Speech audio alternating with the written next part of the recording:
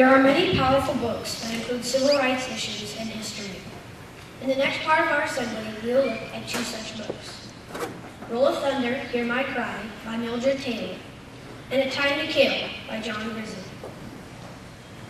We will begin with Ryan Pettit presenting our first book, Roll of Thunder, Hear My Cry.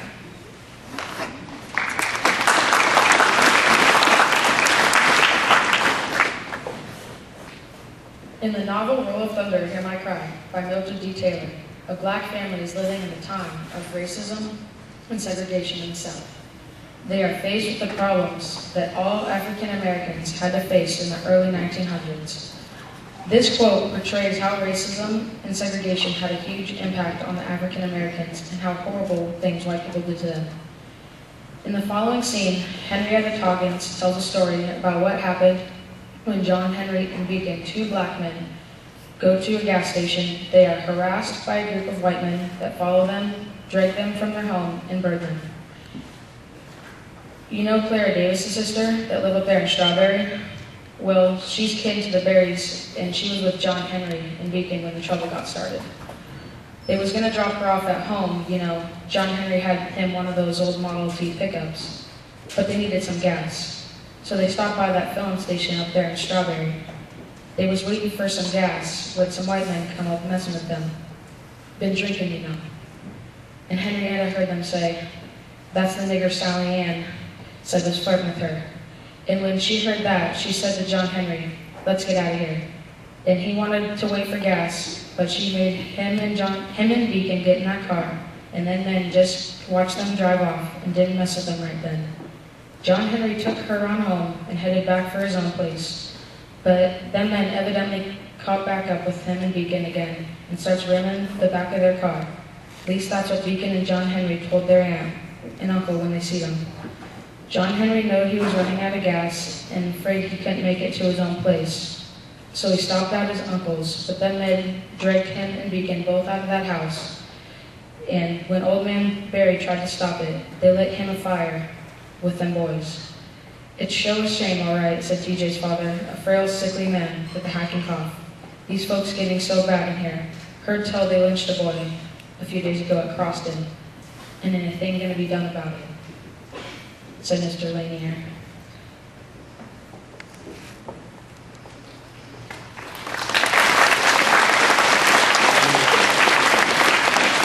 Our next presenter is Rachel Hunter, presenting the bestseller, A Time to Kill.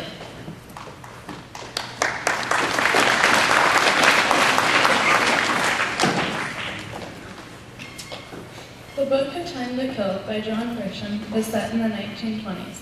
It is about a young black girl, Tanya, who gets taken and is beaten and sexually harassed by 2 white men. The story is about her father, Carl Lee, who kills those men, and the trial is to determine whether what he did was revenge or justice. The problem is, it's a white jury, white lawyers, white judge, and Carl Lee is black. At first, it was a mixed jury, but someone didn't like that, so they sent a message to all the black jurors. On page 326 of the book, it gives a stark description of that message, a cross burning.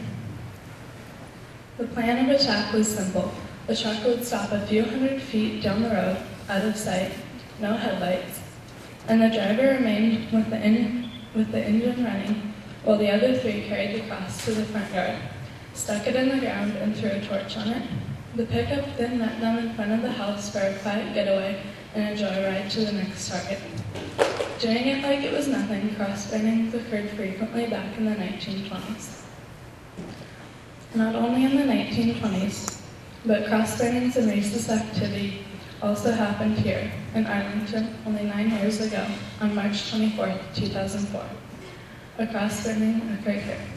2 teenage boys put a burning cross in Pastor Jason Martin's yard overnight, simply because it was a black family.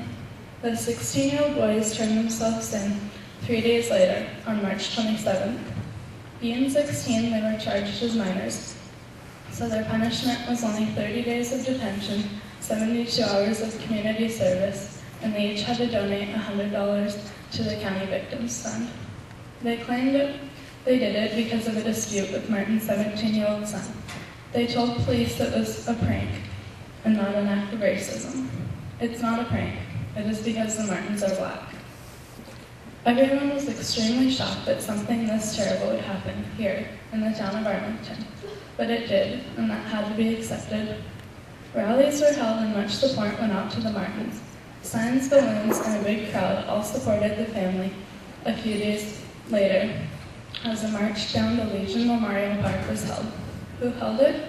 Students. Students 9 years ago from here, post-middle school, stood up to racism.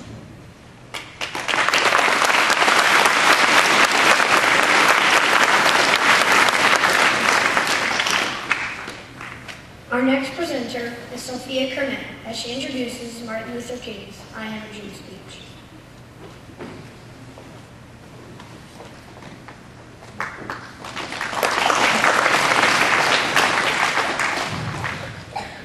Sometimes the ideas and beliefs of Martin Luther King get lost in time. Often people think that these ideas are part of the past, and they are correct. They are part of the past. But the challenge of humanity is to always move forward, to take those ideas that others have laid down and understand them, build on them, and use them to move the world forward. It's important to imagine how things could be, and should be, a world where people are free to realize their potential, free to grow and be at peace, free to dream and make that dream a reality, and free to lead dreams for others.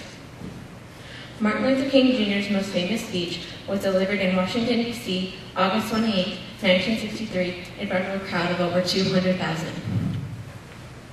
Here's Wyatt Hawthorne reading an excerpt from King's most important speech and from the dream that he left for us.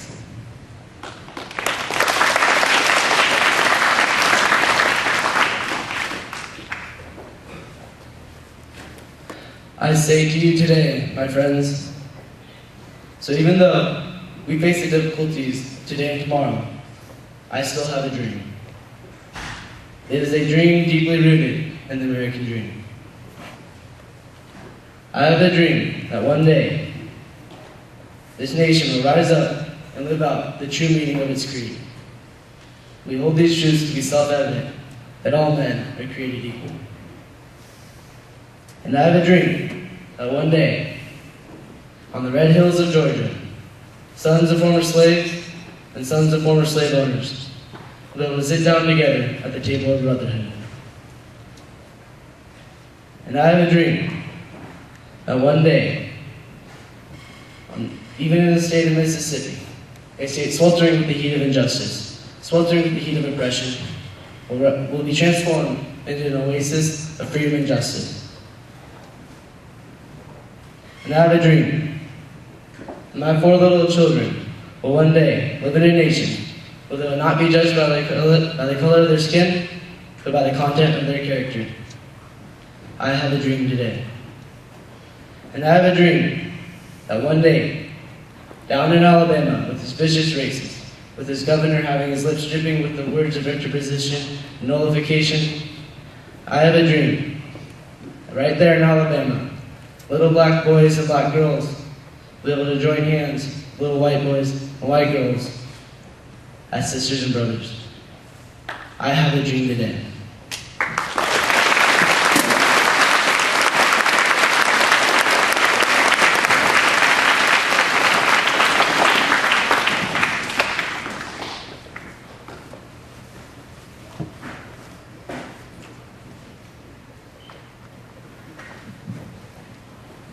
We would like to finish our assembly with a song by the talented Emily Johnson.